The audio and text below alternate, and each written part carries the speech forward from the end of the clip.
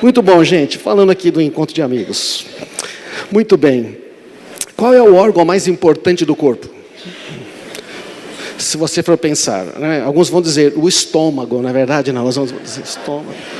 Talvez as mulheres digam a pele, porque nossa, teríamos preocupação com a pele, não é? Mas aí os médicos, alguns acham, o cérebro, o coração, né? Mas não adianta, se não tiver o fígado para filtrar, morre. Mas assim, pode ter uma dúvida muito grande. Mas a Bíblia fala que o órgão mais importante do corpo é o coração. Mas quando ela fala o coração, ela não está falando deste, né? Ela está falando do centro da nossa vida. Fisicamente falando, é verdade, o coração, se ele parar, a gente não tem muito tempo, não é verdade? Não, se ele parar aí, não tem muito tempo. Então, mas muitas coisas podem afetar o coração. Você sabe que o coração no corpo, ele pode parar, mas não por ele mesmo, não é? Ele pode parar por vários motivos, não é verdade? E a palavra de Deus diz que o nosso coração, ele pode ser afetado, sabe?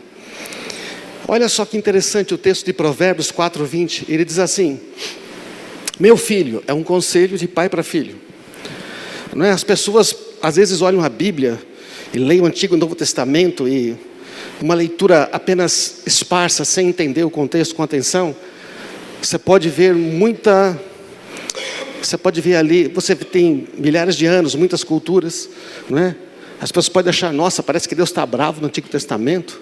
Mas na verdade a mensagem de Deus, tanto no Antigo quanto no Novo Testamento, é de um pai que ama os seus filhos. Só que no Novo, o pai é revelado através de uma pessoa, que é Jesus. Então, olha a mensagem. Meu filho, preste atenção que eu digo, ouça bem as minhas palavras. Não perca de vista. Interessante que o que Deus fala pode ser visto, né? Não perca de vista, não tire a sua atenção. Mantenha elas aonde? No fundo do coração, bem lá no fundo do coração. Então, é interessante que Deus falou que se você quiser aproveitar o que Ele diz, você tem que guardar lá onde? No fundo do coração. Por quê? Porque elas dão vida a quem as encontras e saúde a todo o corpo. Então, se você guardar o que Deus diz no fundo do coração, você vai ter vida, e essa vida é uma vida emocional, uma vida, não é, espiritual, e também saúde a todo o corpo. Você vai ter saúde física, ele está falando de saúde física. E, acima de todas as coisas, guarde o seu coração, pois ele dirige o rumo da sua vida. Ou numa outra versão diz, dele procedem as saídas da vida. Então, olha que legal. A gente fala de guardar o coração, por quê? Porque é no coração, o centro da sua vida, não é? Sua alma, o seu espírito. Nós estamos conectados, espírito, alma e corpo. Mas o coração, que é lá onde está, né, o centro do seu ser, ali dá para você guardar o que Deus diz. E se a gente guardar o que Deus diz, aquilo produz um efeito de trazer vida para a gente e saúde para o corpo. Então, essa questão de guardar o coração é muito importante. E hoje em dia, se você está vindo aí, não é? Nos meios de comunicação, as notícias, você vê que existe, mais do que nunca hoje em dia, remédios que curam o corpo, não é verdade? Nunca se teve tanto remédio para ajudar o corpo. Mas hoje, como já me disse um amigo meu, o Rodrigo, cadê o Rodrigo? Está aí hoje, Rodrigo? Está aqui o Rodrigo. Rodrigo, que você trabalha na área farmacêutica agora, né, atualmente, né, amigos.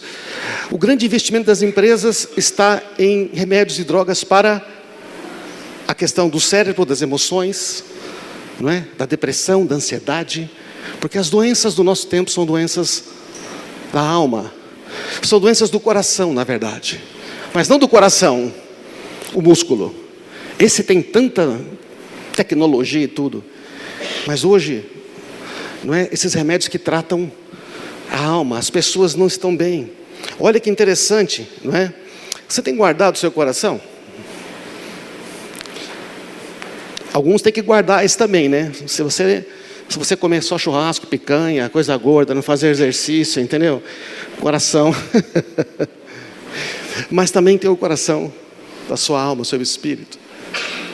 E Deus se importa não com o seu coração físico, mas com o seu coração.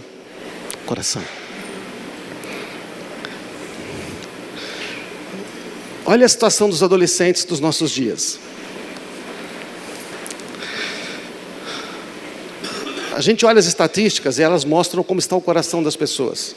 Saiu uma reportagem na Globo, no jornal Globo, que é do Centro de Doenças dos Estados Unidos, lá, que saiu no New York Times.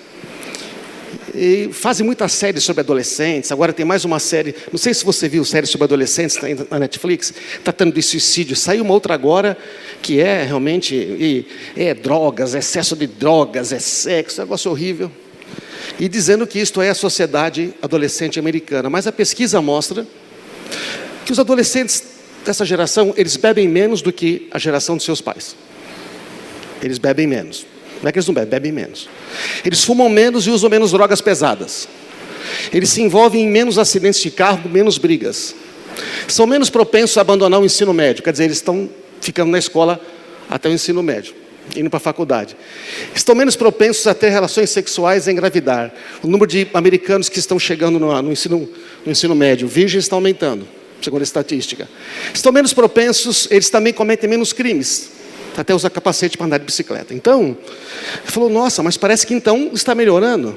Só que essa mesma pesquisa mostrou que, embora isso parece que é uma coisa melhor, os adolescentes estão mais desconectados. O nível de suicídio está no mais alto nos últimos 20 anos. De 2014 a 2017, um aumento de 10% ao ano na taxa de suicídio dos adolescentes. Nas meninas de 15 a 19 anos, dobrou essa taxa de 2000 para 2017. Nos Estados Unidos, o suicídio é a segunda principal causa de morte dos adolescentes.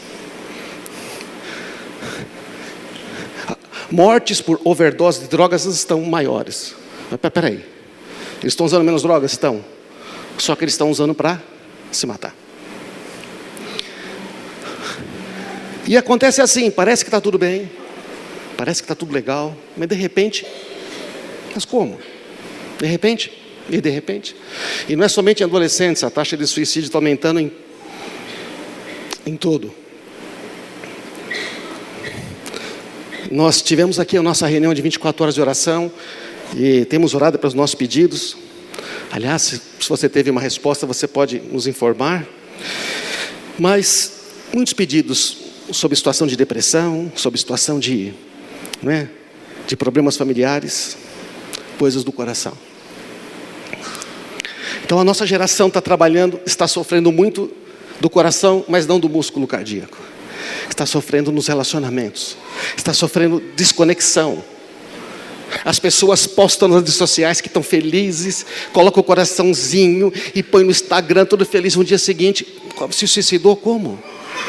Mas estava tudo bem. Então, a palavra de Deus diz que nós somos criados para viver conectados e não sozinhos. Mas as pessoas estão cada vez mais conectadas via rede social, não é verdade? Você vai no shopping, você vai na praça de alimentação, você vê todo mundo com o seu aparelhinho, mas não está conversando com a pessoa que está em frente. Deus não tem empregados, Deus não tem escravos, Deus tem somente filhos. É verdade, não é? Jesus, filho de Deus, veio para que nós também pudéssemos ser filhos de Deus. Nós somos criados para viver na família de Deus. O contexto de Deus, quando criou a gente, é de relacionamento. O Pai, Filho, Espírito Santo. Deus, o Pai, quer que os filhos sejam amigos uns dos outros. Quantos tem? Você tem filhos aqui? Não? Filhos. Você fica feliz quando seus filhos brigam? Não? Hã? Começa aquelas discussões intermináveis. E sabe qual é o problema deles? Como eles se conhecem há muito tempo, um nem acabou de falar, o outro já deu a resposta. É isso, né? Porque já acha que já sabe o que o outro está pensando e já dá a resposta. Sabe? Nós somos criados para ter conexão. Olha o que Jesus falou, já não chamo vocês de escravos. O Senhor não faz confidência a seus escravos. Jesus está dizendo, eu gosto de falar coisas pessoais para você. Jesus gosta de falar coisas pessoais. Agora vocês são meus amigos. Eu lhes disse tudo o que o Pai me disse. Jesus está falando aqui, gente, esse aqui é o último encontro de Jesus com seus discípulos. Daí ele vai para a cruz. E nesse último encontro ele fala: vocês são meus amigos. Eu chamei vocês, vocês não me escolheram, eu escolhi vocês. Eu escolhi vocês para vocês darem frutos, para que o Pai dê tudo o que vocês pedirem. Então ele está dizendo o seguinte: eu quero que você seja parte da minha família. Ele vai falar em João 17: o Pai ama você que nem Ele me ama. Tudo que eu tenho é seu. Nós somos da mesma família. Mas nós temos dificuldade, somos uma geração que tem dificuldade de entender Pai, né? Fomos criados para viver conectados. Nós somos chamados para pertencer a uma família e não para servirmos no ministério. Sabe, a ideia de igreja, que é um negócio difícil, é cansativo, que é um serviço. Gente, a igreja são as pessoas, amém? São os relacionamentos.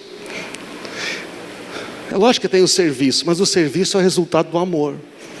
Que nem uma mãe que se esforça para cuidar de um filho, que nem um pai que se esforça para prover pela sua família. O amor é o resultado, o serviço é o resultado do amor. As pessoas hoje, quero que você preste atenção nisso, estão cada vez mais desconectadas. Nós fomos criados para pertencer. E a igreja é o corpo de Cristo. Você trouxe seu corpo aí, né? Trouxe não? Alguns às vezes só trazem o corpo, né? Deixam a mente em outro lugar. Mas para você entender a Deus, tem que trazer a mente junto, amém? Você precisa entender. Então, a gente é diferente uns dos outros, mas a gente é parte de uma única coisa, é o corpo de Cristo. Imagina se a minha mão esquerda, é de vidro isso aqui, né? Tudo bem. Se a minha mão esquerda, ela acha que ela não faz parte do corpo, o que vai acontecer? Faz de conta que o copo está na minha mão ainda, certo? Não? Se a minha mão esquerda, ela não sente que pertence ao corpo, o que vai acontecer? Ela perde a função. Tem muitas pessoas que estão assim, elas nas famílias, elas estão desconectadas, elas estão ali, mas não estão. Você imagina, e se o braço? Se meu braço não se sente parte do corpo, ou se o antebraço não se sente parte do corpo, esta mão, mesmo que queira, não consegue, porque a mão precisa do braço para fazer parte. Mesmo que a mão esteja ativa, a mão quer pegar o copo ali, a mão quer pegar o copo, mas o braço não responde. Você percebe? É isso que está acontecendo com as pessoas, relacionamentos. Nós somos criados para estar conectados no corpo. A palavra de Deus diz que o corpo humano tem muitas partes. O mesmo acontece em relação a Cristo. O corpo não é feito de uma só parte, mas de muitas. Se eu não sou parte do corpo porque não sou mão, será que eu não sou parte do corpo? O que ele está dizendo? Tem pessoas que se sentem assim: mas não sou importante. Eu na minha família não sou, o irmão mais velho que é importante na minha família. É verdade, tem famílias que infelizmente os pais fazem diferença. O irmão mais velho é especial. Eu já vi casos ao contrário, onde numa família o irmão mais velho era colocado para baixo, só o irmão mais novo era especial. Então às vezes a gente não se sente, mas o Senhor está dizendo: ei, mas não é assim que eu fiz.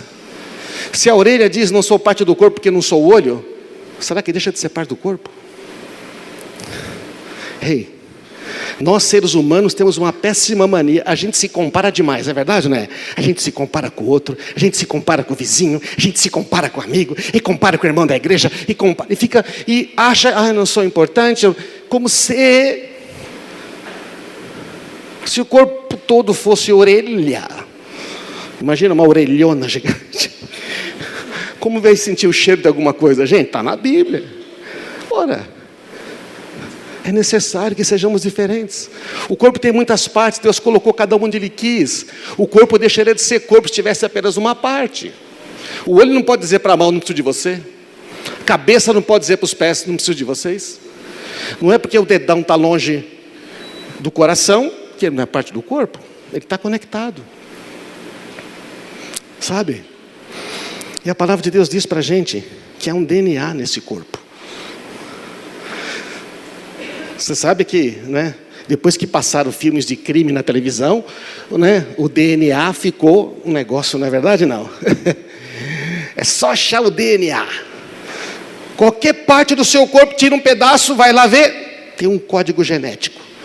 O corpo de Cristo tem um código, é o amor. Onde você pegar tem amor. Porque está conectado. A gente foi chamado para estar conectado uns com os outros. Jesus fez isto. Agora, este é o conceito da igreja. Agora, você já pensou, foi feito para ser assim. Deus criou você, Deus criou a mim, criou a gente para a gente se conectar uns com os outros. Aí tem um problema.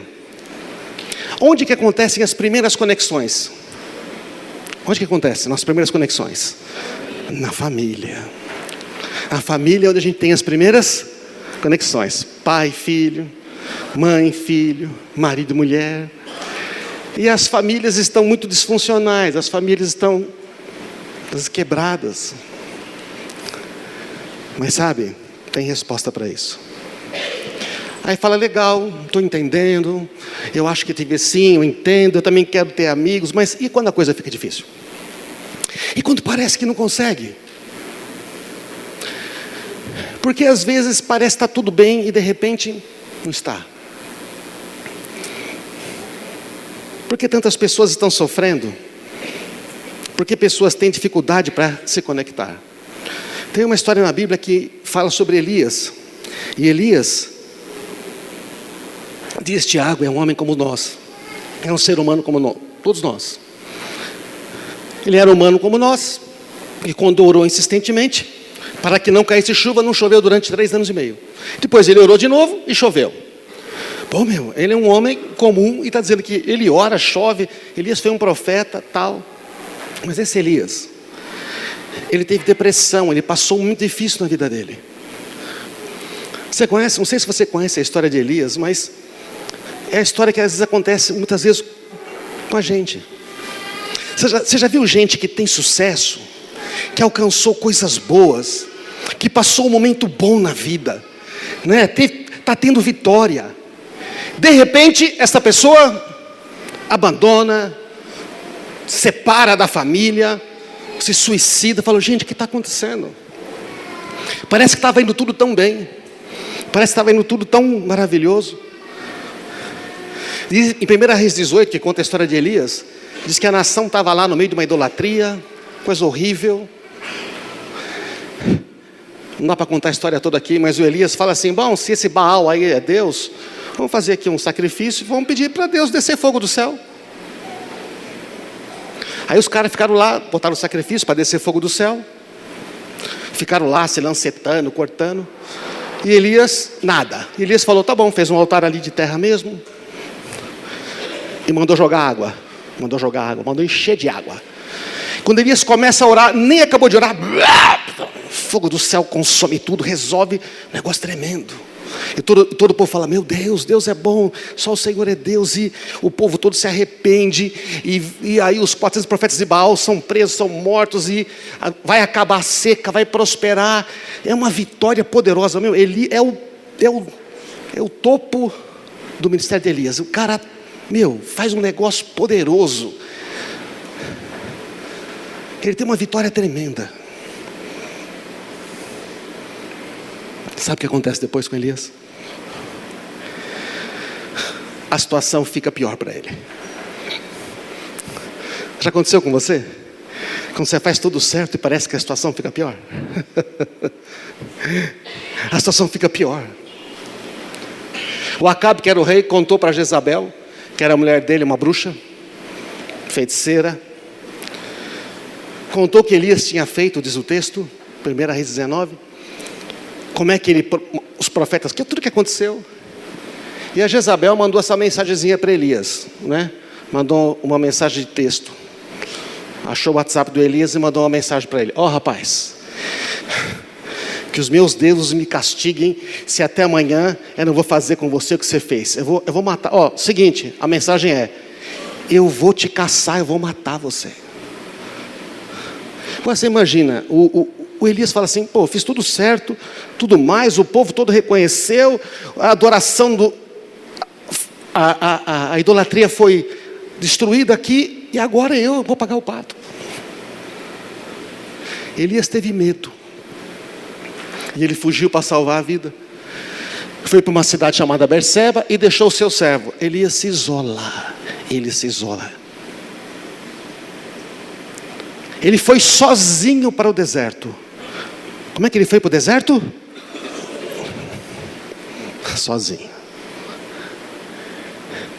Elias, um cara bom, é melhor que nós aqui na média, o Elias, tá? Ele agora vai sozinho, ele está com medo.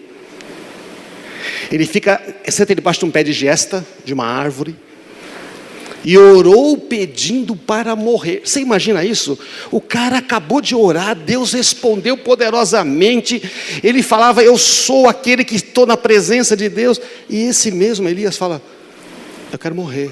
Deus, eu quero morrer. Já basta. Tira a minha vida, pois não sou melhor que os meus antepassados que morreram. Elias pede para morrer. Deitou debaixo do pé de gesto e dormiu. É assim, né? Quando a gente começa a ficar em depressão, o que a gente quer fazer? A gente quer dormir. A gente quer dormir. A gente quer ver se, né? E aí às vezes toma remédio para dormir e não dorme. Quer dormir, queria ter um botão de pausa. Eu falei para minha mulher, eu queria ter um botão de pausa gigante. Eu queria apertar assim, dar um pause em tudo. Ficar quieto. Não é assim? E aí o Elias acorda e vê um pão assado sobre pedras, um jarro d'água, come, bebe e deita novamente.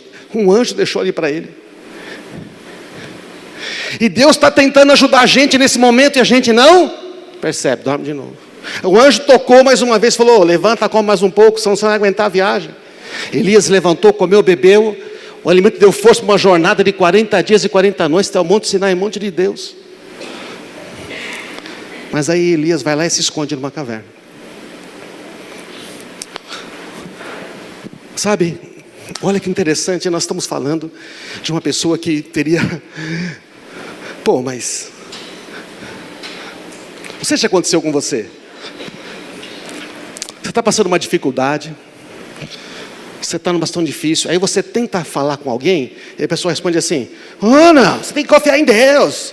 Deus vai fazer as coisas. Não, você precisa ter fé. Como se você não soubesse disso, não é verdade? Mas não é disso que a gente precisa ouvir. Então o Senhor falou, o que você faz aqui, Elias? Deus fala, ei, o que você está fazendo aí? Escondido, com medo, fugindo. Ele responde, tenho servido com zelo ao Senhor, Deus dos exércitos.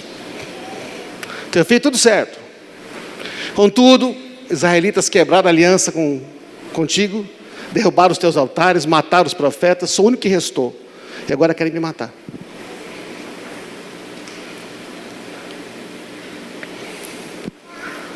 Estou sozinho. O negócio está difícil para mim.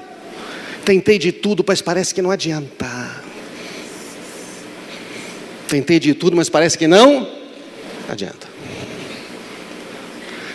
E aí Deus falou para ele, sai e põe-se diante de mim no monte. Enquanto ele estava ali, o Senhor passou. Um forte vendaval atingiu o monte, tão forte que as pedras se soltavam, quebravam do monte. Mas o Senhor não estava no vento. Depois teve um terremoto, mas Deus não estava no terremoto. Então, teve fogo, mas Deus não estava no fogo.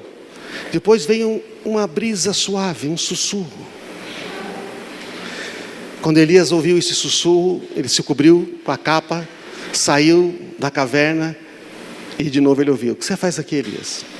Esse texto tem muitas coisas para a gente falar. Não temos tempo de falar tudo hoje. Deus está dizendo, eu continuo todo poderoso. Aquele que faz todas as coisas, que destrói, que levanta. Eu tenho todo o poder. Mas Elias não está precisando agora de todo o poder. Está prestando atenção? Elias está precisando de uma outra coisa. Aí vem a voz e fala, então Elias, o que você está fazendo aí? Ele respondeu a mesma coisa. Tenho servido ao Senhor, Eles quebraram a aliança contigo, derrubaram os altares, mataram os profetas, sou o único.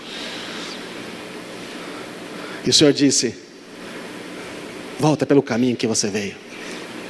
Vá para o deserto de Damasco. E deu tarefas para ele. Elias, você vai sair desse lugar. O que eu tenho para você não terminou ainda.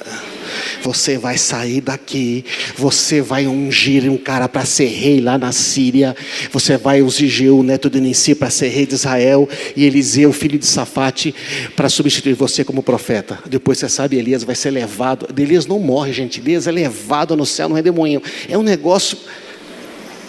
E é este homem de Deus que está em depressão, que está numa caverna, fugindo. Deus falou: você vai lá, você vai fazer as coisas. Quem escapar da espada de Azael será morto por Jeú. Quem escapar da espada de Jeú, morto por Eliseu. O que Deus está falando? Estes teus inimigos todos aí não vão te matar, não. Eu é que estou cuidando destas coisas para você. Amém? Você faz o que eu mandar, que está tudo bem. Você está tendo medo por nada. E falou: e você não está sozinho. Preservei 7.000 de Israel que nunca se prostraram diante desse Baal, nem beijaram ele. Você não está sozinho, eu tenho outras pessoas. O que aconteceu com Elias, gente? Elias deixou que mentiras entrassem no seu coração. Você percebe? Nós somos criados para viverem conectados, viver em comunhão. A Bíblia fala para guardar o coração. Mas esse Elias, mesmo sendo um homem de Deus, deixou a mentira entrar no coração. Ei, presta atenção. Hoje em dia, nós temos que tomar cuidado com mentiras que entram no coração. 3 mentiras que Elias acreditou. Deus não está vendo a minha situação. Eu creio que Deus é poderoso. Eu creio que Deus pode fazer todas as coisas.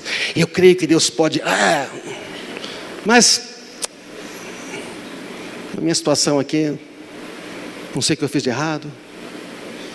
Deus me abandonou. Vou ter que me virar sozinho. Já pensou isso, não? Eu já.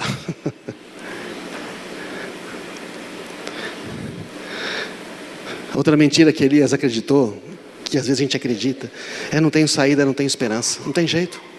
Não tem jeito. Pô, eu fiz tudo certo. Eu estou me esforçando o máximo. E as coisas pioram. Você sabe, é aquele negócio, você tá ali lutando tudo mais, poxa, agora eu estou ajustando as minhas contas, aparece uma conta que você não sabia, tudo bem, aí no dia seguinte o que acontece? Quebra o seu carro, aí você vai na Abdala, ele dá aquela notícia que você não gosta, entendeu como é que é? Do preço da peça. E depois você descobre que, aí o Arnaldo te liga, que o seu outro amigo fala que o seu seguro venceu. Fala, pô, Deus, você está tentando, mas sabe quando você não aguenta mais? Ou você está lutando com uma enfermidade, e parece que, sabe, você está naquela jornada, quando você parece que chegou, que você chega na montanha, você olha e vê que tem mais 3 montanhas, fala, meu Deus, não tem mais jeito, prefiro morrer, desisto. Desesperança, aí vem a depressão. A depressão, sabe o que é? É você olhar para o futuro e não ver saída. Tanto faz, quanto não faz. Não sei, tanto faz. Se faz, não me interessa mais. Desisto. Ele achou que não tinha saída. E terceira mentira, eu estou sozinho. Estou sozinho. Eu tenho que me virar sozinho. Meus amigos me procuram. Tentei pedir ajuda, ninguém se importa. Eu sou o único que restou. Ninguém vê a situação que eu estou. Depois de tudo que eu fiz, ninguém se importa.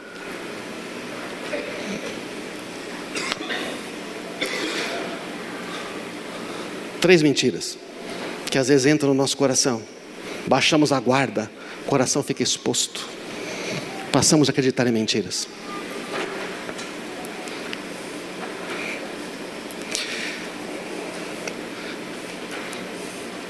Essas 3 mentiras, esses 3 pontos,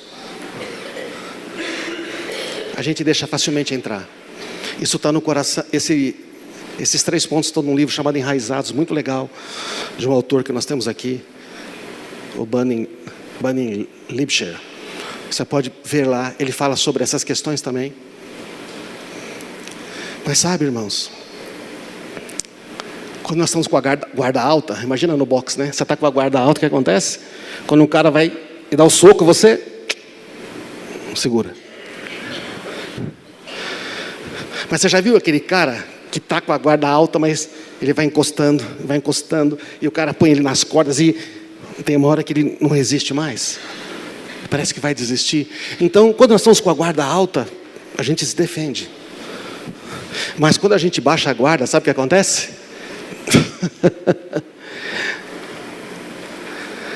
E às vezes a gente baixa a guarda, sabe por que a gente baixa a guarda? Porque a gente fica cansado. A gente fica cansado. A gente fica cansado emocionalmente. A gente fica esgotado fisicamente. E se fica emocionalmente, o físico também vai embora. Se você emocionalmente está desgastado, o seu corpo também não aguenta. Desgastado espiritualmente, você baixa a guarda. Sabe qual é o problema? Às vezes, quando nós ficamos desgastados, a gente faz o que Elias fez. A gente vai para o deserto e quer ficar sozinho.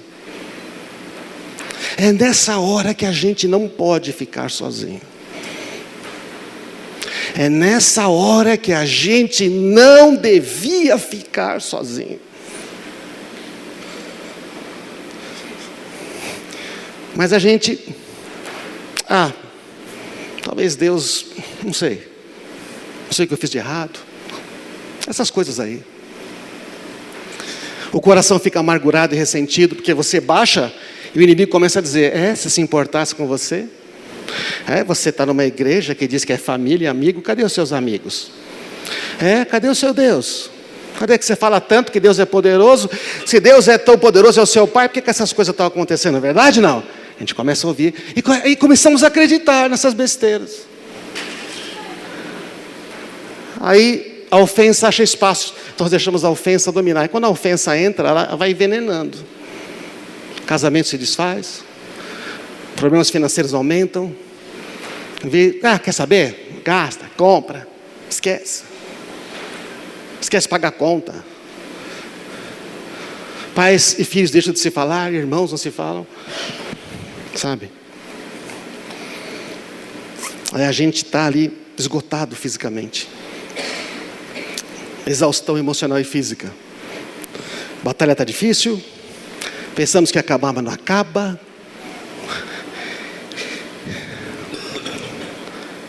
Situações que não mudam. E aí, gente, quando a gente começa a se isolar, a gente esquece. Mas quero dizer para você, são 3 mentiras. Primeiro, que Deus, Ele se importa, Ele nunca te deixarei. Ele diz, nunca te desampararei. Ele se importa. Ele não se atrasa. A segunda mentira, que não tem esperança, que não tem saída. Quem disse que não tem saída? Quem disse?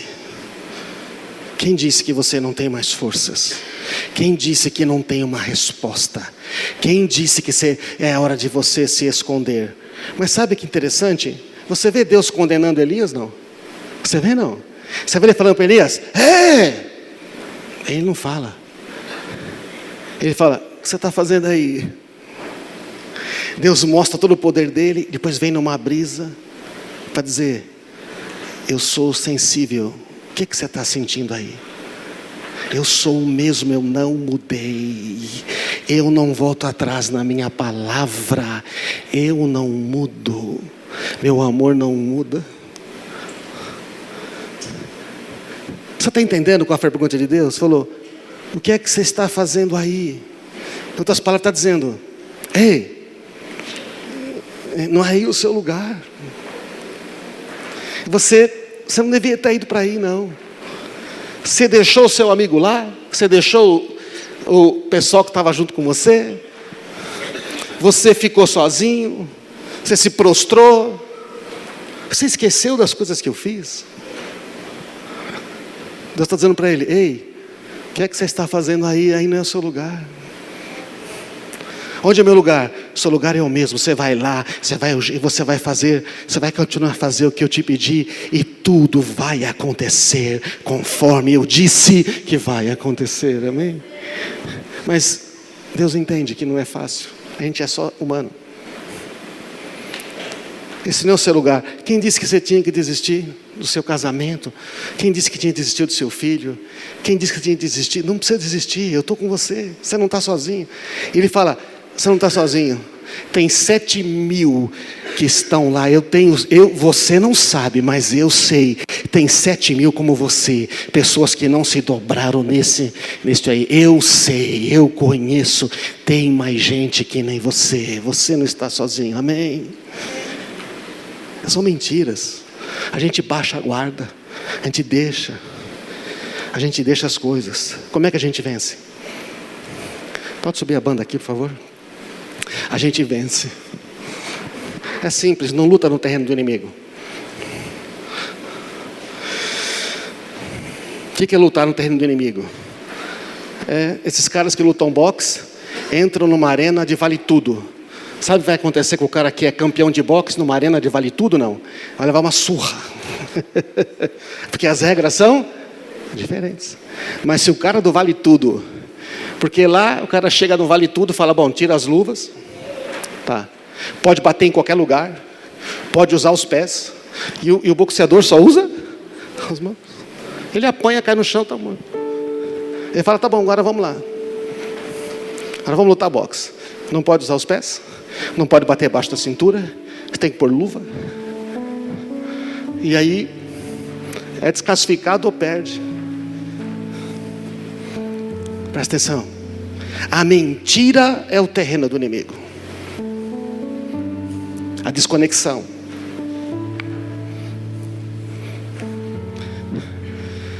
Este mundo conspira para desconectar a mão do corpo, do braço. Esse mundo conspira para desconectar pais de filhos, desconectar amigos. E Jesus criou a igreja para conectar as pessoas. Mas sabe, a gente não é perfeito. E nós nunca vamos ser. E quando a gente fala, eu não sou perfeito, nós vamos dizer, assim, nós temos defeito demais. Alguns Deus vai transformar e todo. Alguns outros talvez não, vão morrer com eles. Minha mulher vai morrer com os defeitos e eu vou morrer com alguns também. O único jeito de ficar junto é se a gente se amar. Mais do que os defeitos. E sabe, a igreja é isso. Primeira coisa, sai do terreno do inimigo. Pare de ouvir as besteiras. Vá para a fonte das águas vivas. Vá para a fonte das águas vivas. Você sabe qual é o medo que uma árvore tem? Uma árvore que está plantada junto ao rio. Sabe qual é o medo que ela tem da seca? Não tem. Ela está lá com a raiz enfiada na água. Quando você vai para Deus. Então esse momento é o momento de chegar e falar: Pai, eu quero voltar para os teus braços.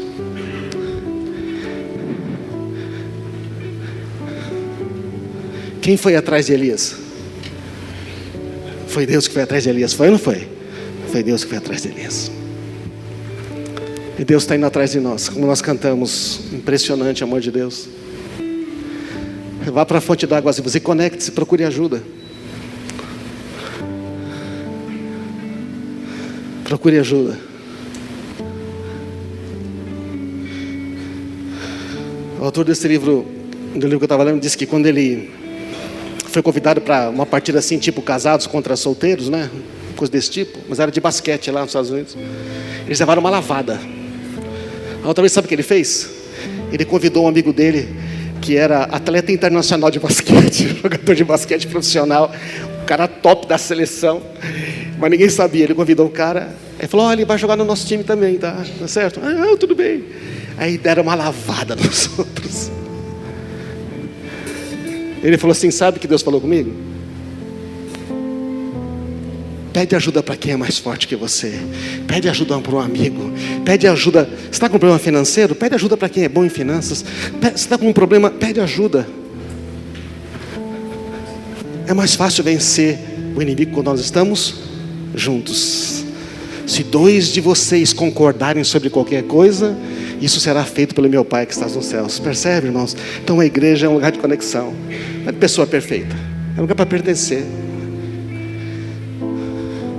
Quantos de vocês têm alguma imperfeição em alguma parte do corpo? Num dedo, numa mão? Tem uma imperfeição? Tem, tá? Vamos cortar esse dedo fora, não? Não, deixa aí, Ronaldo. Vamos cortar, não? Por quê? Não precisa, não, é meu, está no meu corpo. A igreja não abandona ninguém, amém, irmãos?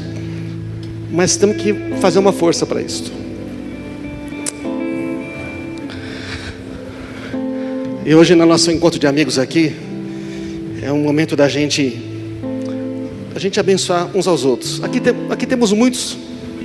Esse encontro de amigos é de nós que somos amigos e de amigos novos que queremos trazer. Porque a gente sempre quer compartilhar com os amigos essas coisas que Deus tem dado para nós. Agora imagina, quando a gente volta para Deus, quando a gente encontra amigos, a gente pode ser mais forte. Mas a tentação da gente ficar sozinho é muito grande, não é? A tentação de ficar sozinho é tão grande, de ficar ali curtindo uma dorzinha. Mas o Senhor está chamando a gente para dizer: ei, você pode ser aqui, neste momento, nesta vida, mais que vencedor. Sabe, às vezes a gente tem um outro problema. Presta atenção nisso. Recentemente Deus falou comigo, sabe? Um amigo falou comigo recentemente sobre, né, você está longe, está distante. Passei uma situação tão difícil, mas você não viu. Falei, não, estava sempre disponível. É verdade, nós estamos disponíveis. Mas a pessoa tem que falar conosco. Mas às vezes a pessoa não consegue falar com a gente, não é? Verdade, não é? Aí você pergunta: eu tenho que buscar ajuda? Eu tenho que esperar chegar a mim? Nenhum e os dois. Você tem que buscar ajuda. Olha aqui para mim, lógico. Mas sabe, às vezes nós temos que olhar e ver que tem alguém que talvez precise de ajuda e não estamos vendo. E sabe, Deus falou comigo que eu estava tão preocupado com coisas boas que eu tinha que fazer, que eu não vi que alguns amigos estavam sofrendo. Eles sempre estão bem. Sabe aquela pessoa que sempre está bem, está tudo legal, você não se importa. Às vezes é um filho está sempre bem, está tudo bem. De repente tem um problema. Poxa, pensei que estava tudo bem. Mas assim, está faltando contato, conexão. Nem você falou com ele, nem ele falou com você. Às vezes é um amigo, às vezes é um colega do trabalho mesmo. Outro dia o pessoal falou assim, um colega, alguns anos atrás, uma menina da escola, ela se suicidou, ela pulou da janela do prédio. E os amigos, mas parece que estava tudo tão bem, parece que estava tudo tão... Mas ninguém percebeu o que estava acontecendo. Então nós precisamos olhar e perceber. Mas nós também precisamos pedir ajuda. Vamos ficar de pé, irmãos? Vamos ficar de pé hoje?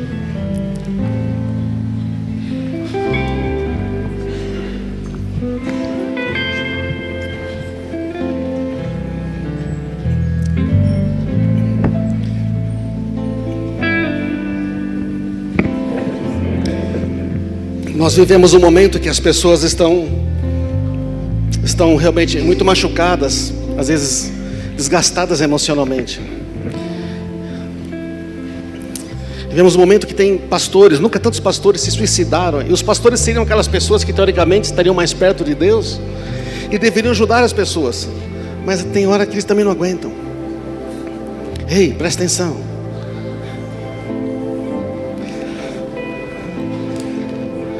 Se nós amamos a Deus, amamos as pessoas. Não dá para ficar perto de Deus sem ficar perto das pessoas. Não dá para ficar perto das pessoas sem estar perto de Deus. Então o nosso convite hoje aqui é assim, ele tem dois lados, tá? É a gente prestar atenção nas pessoas que estão perto de nós. E também nós não nos isolarmos, sabe? Não falar que está tudo bem quando não está. As pessoas tem muitas dores. O mundo tem muitas pressões. Nunca foi tão difícil viver no presente momento. São pressões financeiras, são pressões de saúde. Mas deixa eu dizer uma coisa.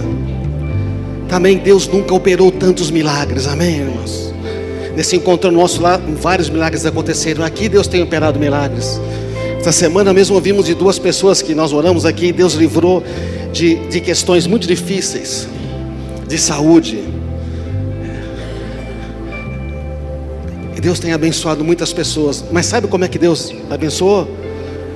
Essa pessoa falou: eu preciso de ajuda, orem por mim. E alguns outros amigos oraram, amém? Então o nosso convite hoje é assim: vamos olhar para o nosso coração. Primeiro olhar para o nosso coração. A gente baixou a guarda do coração?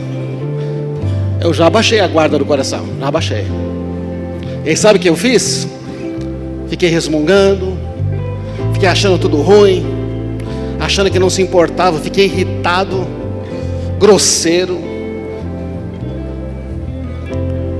né? Minha mulher ofendendo as pessoas e eu lá. Mas aí quando eu começo a voltar para Deus, Ele falou: o que você está fazendo aí? Aí não é o seu lugar, esse não é você. Esse não é você. Você está acreditando em mentira. Joga fora essas mentiras. Eu estava ajoelhado na minha sala orando, porque eu não conseguia dormir. E eu falei: Senhor, então fala a verdade para mim. Ele começou a falar a verdade. É isto na sua vida. Veja o que essa pessoa é isto. Veja o que eu fiz aqui. E eu levantei ali: Senhor, obrigado Jesus. Perdoei quem tinha que perdoar. Eu saí feliz. Mas sabe, Deus me deu graça de ter amigos. Coloca a mão no seu coração. Primeira coisa, se você deixou o seu coração exposto, se você baixou a guarda aí, o inimigo plantou mentira, você precisa dizer para Deus: Pai, eu deixei mentira entrar no meu coração. Eu deixei a amargura se instalar no meu coração. Eu comecei a acreditar que o Senhor não se importa. Ou então eu comecei a acreditar que eu estou sozinho. Ou então eu comecei a acreditar que as pessoas não se importam. Comecei a acreditar que não tem saída, que é assim mesmo. E é mentira, não é assim mesmo. Tem saída, tem resposta. Então se você sente assim, é momento de a gente dizer: Pai, perdoa, porque eu não quero ficar assim. Deixa Deus limpar o seu coração agora. Deixa o Senhor tirar isso que pode estar machucando você nesse momento. Deixa Ele curar. Ele está dizendo para você: ei, pode sair daí. Saia de onde você está. Eu não quero você aí. Eu criei você para ser meu filho. Eu criei você para você abençoar e ser abençoado. Eu chamei você para você ser vencedor. Eu vou cuidar de você. Venham a mim os que estão cansados, sobrecarregados. Vai entregando isso para o Senhor. Vai falando, fala: Pai, eu deixei meu coração, eu quero guardar o meu coração. Começa a se arrepender. Senhor, eu não quero deixar essas mentiras entrarem no meu coração, não. Se entrou mentira no seu coração, que você está sozinho, que abandonaram você, se você só fica pensando nas coisas negativas, elas estão dominando as suas emoções, se arrependa e fala: eu não quero mais isso.